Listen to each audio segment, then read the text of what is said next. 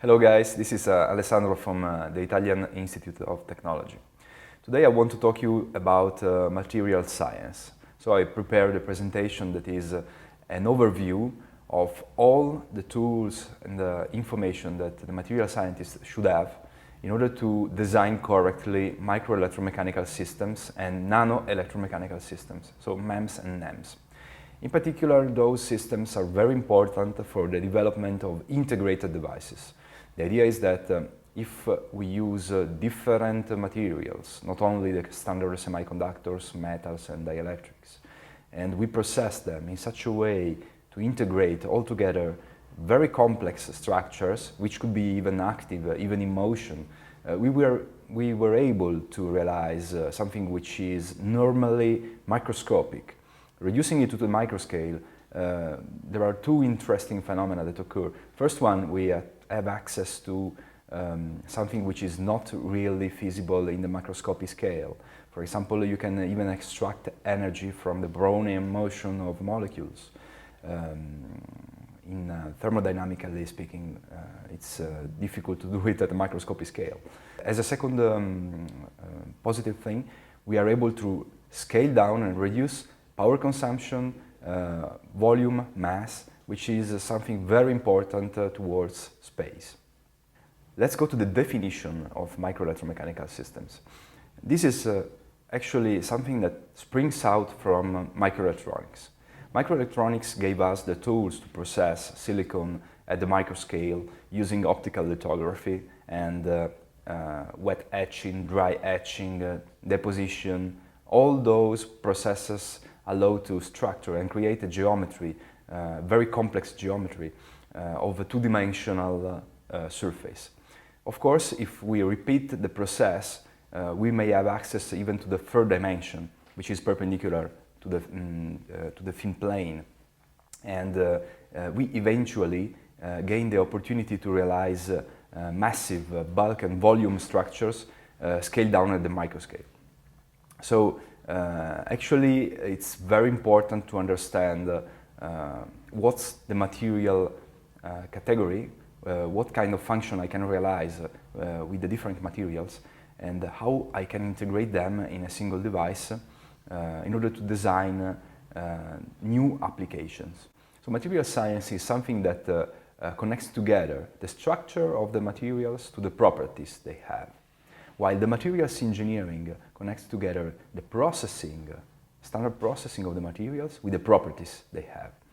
So it's important to have knowledge of both fields in order to start from the material, deposit it or process it, structure it by means of industrial tools available, and finally end up with a device that has the properties that correctly address all the requirements we have.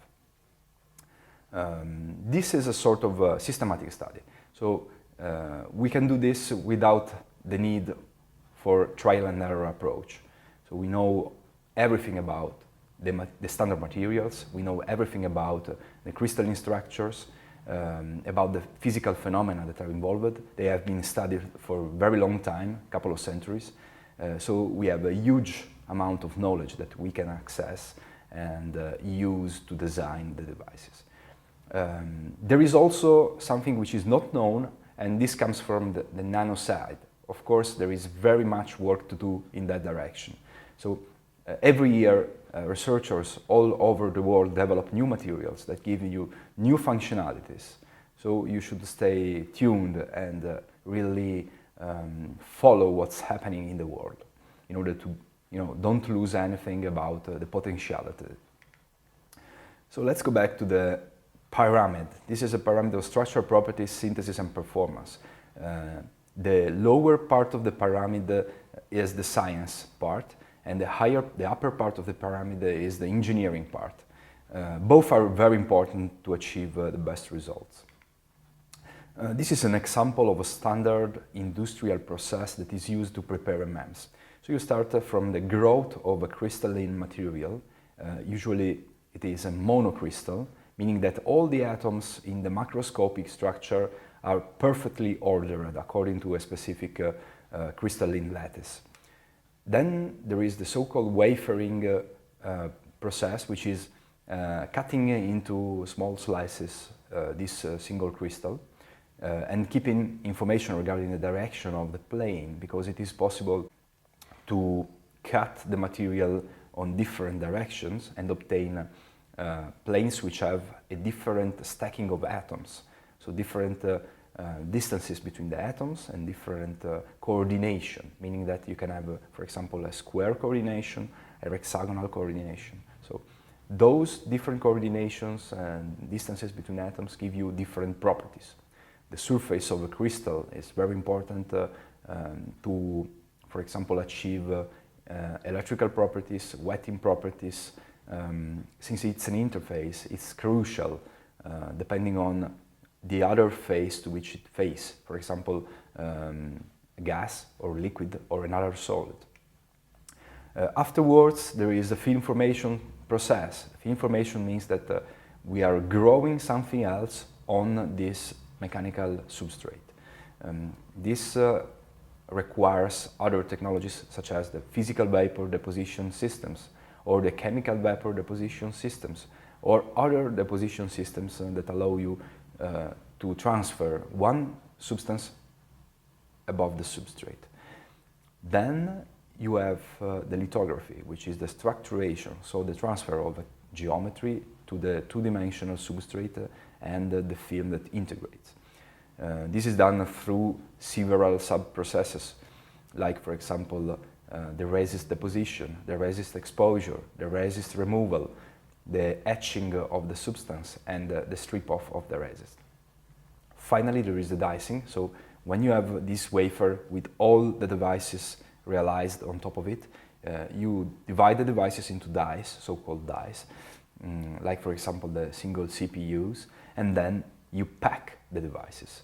So you place those small pieces of semiconductor on a case, you bond the chip, realizing electrical connections through, for example, wire bonding or ball bonding, and then you close this case in order to protect your MEMS or chip structure. What kind of materials can we use? We may achieve, for example, structural devices or microfluidic devices through certain kind of polymers. We may achieve electronic properties through semiconductors and metals and dielectrics. We may achieve optical properties through, for example, glasses or ceramics or fibers. We may achieve sensing properties through piezoelectric, piezoresistive materials. We may achieve energy storage, for example, through lithium-ion systems, which are nanocomposites or layered structures. We may achieve many different properties through the use of different materials.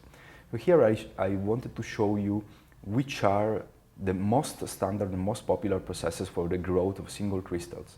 This is known as a Czochralski process. Czochralski was a Polish scientist, engineer. He invented this process that starts from a seed. So actually you should have a single crystalline, very tiny portion of the same material that you want to grow.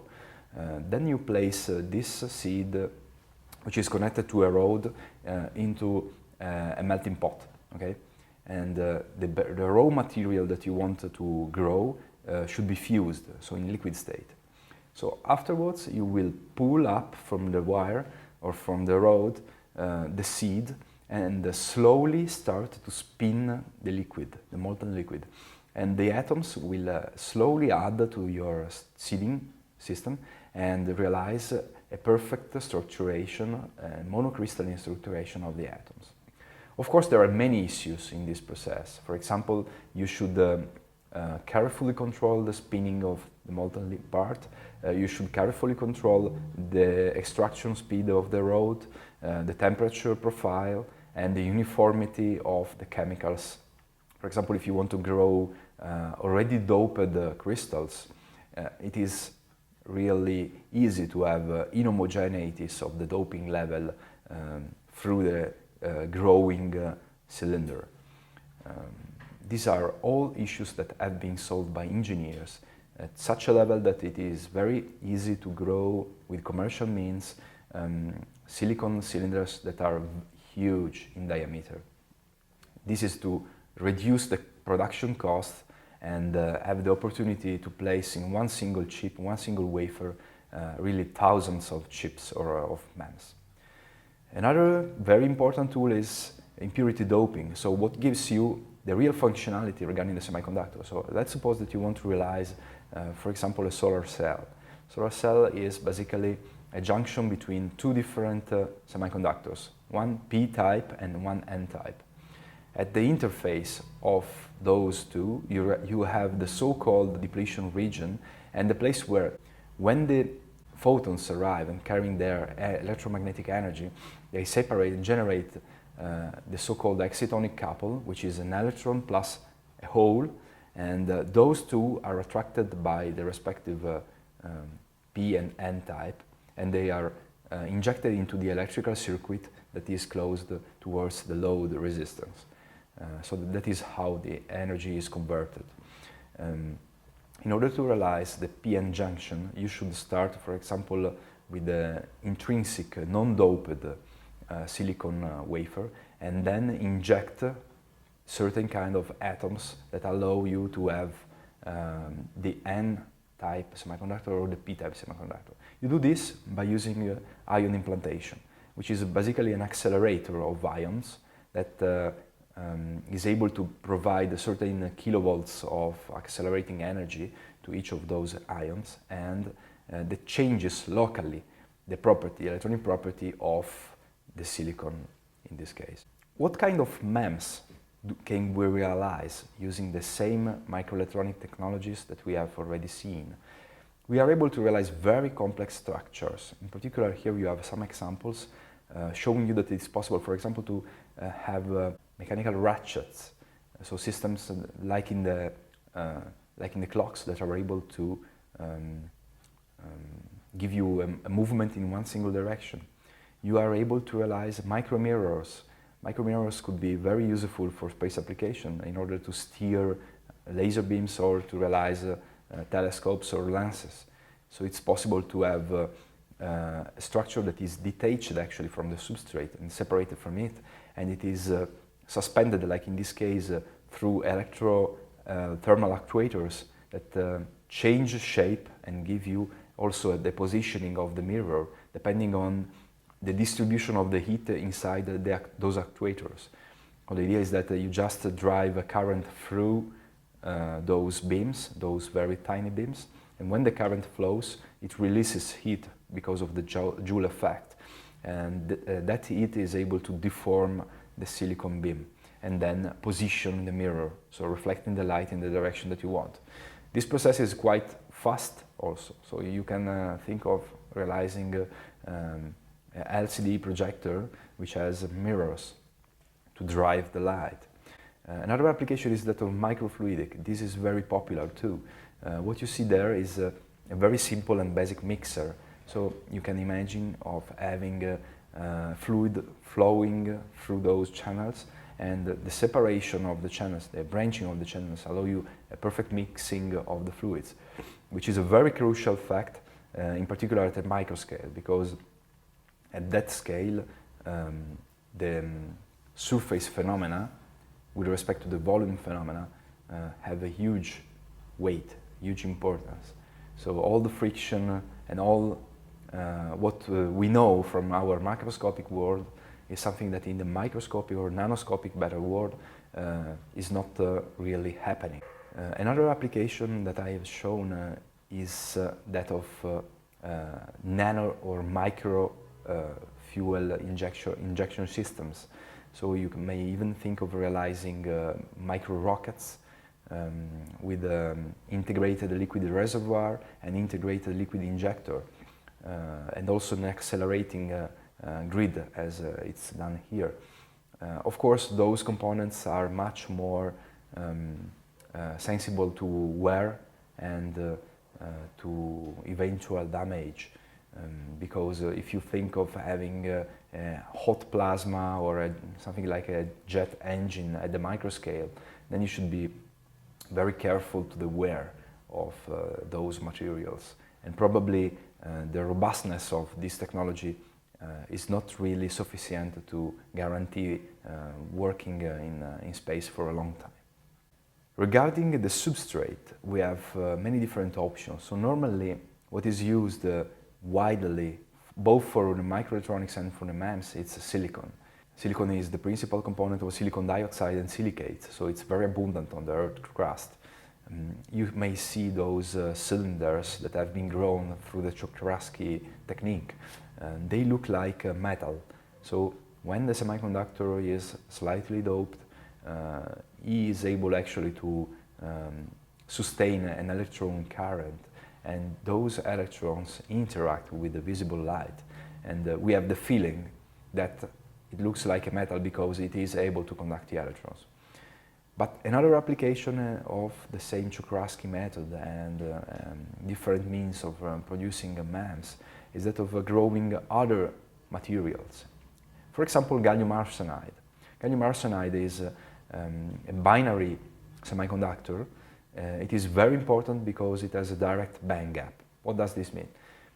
The point is that if you want to realize optoelectronic or photonic devices and you want the light to interact with the band structure of the material and to better convert efficiently the energy, electrical energy, into an optical phenomena. So for example, what is needed for transducing light into an electrical signal, you need to have a direct band gap semiconductor. Otherwise, when the light is coming, the energy that the light carries is not perfectly matched by the energy of an eventual excitonic couple that is generated. And you need some more lattice vibration, for example, to compensate this mismatch. In direct bandgap semiconductor, this is not likely to occur, so you have a perfect matching between the two phenomenologies. That's why gallium arsenide is used in all photoelectronic devices, like for example the photodetectors, phototransistors, and it's very important semiconductor. Of course, it's much more complicated to grow a perfect monocrystal of gallium arsenide, because in that case you have to think that both the gallium and the arsenic atoms are perfectly positioned in a lattice, in a complex lattice, so it's much more complicated. Another example is the application for the gems, so for the precious minerals that are used as gemstones. For example, it is possible to grow synthetic ruby or synthetic emerald or synthetic corundum crystals. For example, synthetic corundum corresponds chemically to aluminum oxide, which is also known as sapphire. There are many applications for this, for example, glasses of the clocks or other substrates which are very, very high performance, because the aluminum oxide is able to withstand up to 2000 degrees, so it's perfect for space application, for certain kind of circuits that should work at huge temperatures.